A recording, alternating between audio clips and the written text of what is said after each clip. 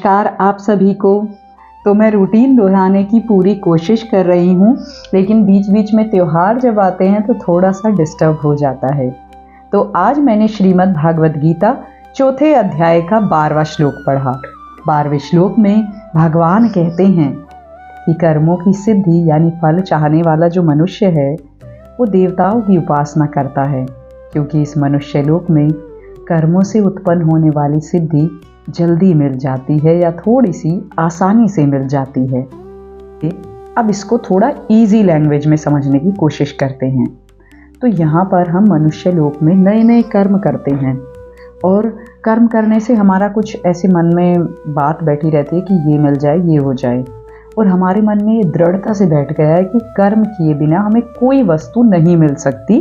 कर्म करते हैं हम और उसकी सिद्धि के स्वरूप में या फिर उस कर्म के स्वरूप में हमें वस्तुएं मिलती हैं। तो इसी तरीके से जैसे सांसारिक वस्तुएं हैं, व्यक्ति हैं, हमें लगता है कि जैसे कि भाई कर्म करते हैं तो मिल जाती है ऑब्वियसली, ऐसे ही हमें लगने लगता है कि अगर हम कर्म करेंगे तो हमें भगवान मिल जाएंगे।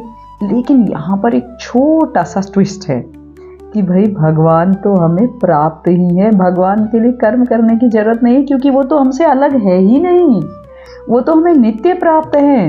और वही तो एक ऐसे हैं, देखो कोई भी मैं काम करूं, कुछ भी मुझे मिले, पद मिले, प्रतिष्ठा मिले, यश मिले, कीर्ति मिले, धन मिले, वो सब परिवर्तनशील है, नाशवान है। कर्मों के फलस्वरूप ये सारी चीजें मुझे मिल जाएंगी।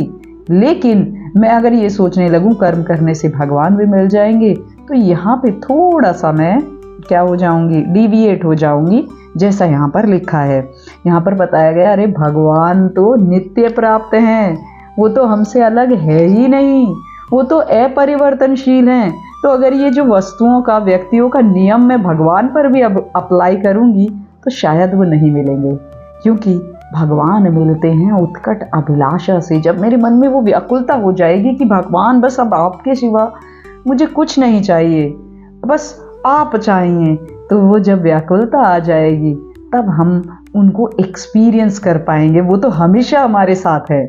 पर एक एग्जाम्पल दिया गया है कि भगवान हमारे पिता के समान हैं और जो देवता लोग हैं वो दुकानदार के समान हैं। जो देवता होते हैं हम उनकी उपासना करते हैं, हम शुभ कर्म करते हैं, हम पूजा प्रतिष्ठान करते हैं, तो वो देवता लोग जो हमारी इच्छा होती है उस इच्छा के अनुसार वस्तुएं दे देते हैं। जैसे दुकानदार को हम पैसे देते हैं, वो वस्तुएं दे देता है, लेकिन वो ये नहीं सोचता कि भाई इस वस्तु की मुझे ज़रूरत है भी या नहीं, ये वस्तु मेरे लिए सही है भी या नहीं। बस हमने पैसे दिए, वो हमें वस्तु दे देता है। इसी तरीके से जो देवता हैं वो हमारी इच्छाओं की पूर्ति कर देते हैं हमारे कर्मों के अनुसार। लेकिन भगवान पिता के समान हैं। भगवान हमें कोई भी ऐसी वस्तु नहीं देंगे जिससे हमारा नुकसान हो। तो वो जो हमारे हित में है, चाहे मेरी कितनी भी इच्छा हो उस वस्तु की, लेकिन अगर भगवान को लगता है कि भाई ये इसके हित में नहीं है, ये इसके लिए अच्छा नहीं है, तो भगवान वो हमें नहीं देंगे। अब क्या हो जाता है, हम अपनी इच्छाओं की पूर्ति के लिए अलग अलग देवताओं की शरण ले लेते हैं और उनकी पूजा अर्चना करते हैं। उसमें कोई बुराई नहीं है, लेकिन हम ये भूल जाते हैं कि जैसे हमारा जो कर्म है उसकी शुरुआत होती है, उसका अंत होता है। ऐसे ही चाहे हमें कर्म फल में धन मिल जाए, घर मिल जाए, सिद्धि मिल जाए, यश मिल जाए, उसकी भी एक शुरुआत है और अंत है। यानी कर्म फल जो मिल रहा है वो भी नाशवान है, और कर्मजन्य फल के कारण ही जब तक इस फल से इच्छा जुड़ी रहेगी तब तक कर्मों का बंधन बना रहेगा। हम मरते रहेंगे और बार बार जन्म लेते रहेंगे। तो फिर वास्तविक सिद्धि क्या है? क्या वो कर्म से नहीं मिलती? तो वास्तविक सिद्धि यानी यहाँ पर भगवान कहते हैं कि वास्तविक सिद्धि मिलती है कर्म योग से, और कर्म योग तो स्वतः ही सिद्ध है। कैसे? भगवान अपरिवर्तनशील हैं, भगवान नित्य हैं, भगवान हमारा स्वरूप हैं, भगवान हमारे साथ हर वक्त हैं, और उसको महसूस हम नहीं कर पा रहे क्योंकि हमारा संबंध हमने दूसरी चीज़ों से बांध रखा है ना।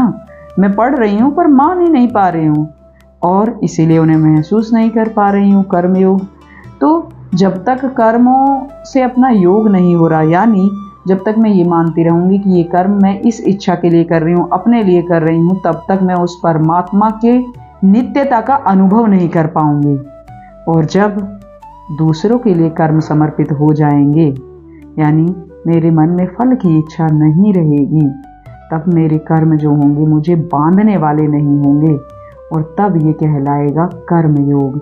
यानी कर्म करने हैं मुझे, लेकिन जो योग है, योग का अनुभव यानी योग परमात्मा से मिलन का अनुभव तभी होगा जब ये कर्म दूसरों के हित में समर्पित कर पाऊंगी। यानी कि भगवान तो हमें स्वतः ही मिले हुए हैं, हमारा उनसे संबंध है, हर वक्त है, क्योंकि हम भी उनका ही अंश हैं, हम नित्य हैं परमात्मा की ही तरह।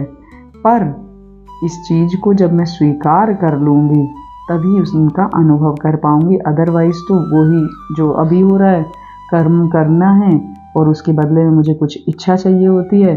और संसार, जो ये संसार है ना, मनुष्य लोग है, यही कर्म भूमि है। यहाँ पर मैं जो कर्म करूँगी उन्हीं कर्मों के बाद में मुझे भोग भूमि मिलेगी, स्वर्ग नर्क ये सारी चीज़ें। लेकिन अगर इन सारी चीज़ों से मुक्त होना है तो इन कर्मों से संबंध विच्छेद करना पड़ेगा, और उसका एक ही रास्ता है, और वो रास्ता है कि मैं इन कर्मों को दूसरों के हित में समर्पित कर पाऊँ। आज के लिए बस इतना ही। धन्यवाद।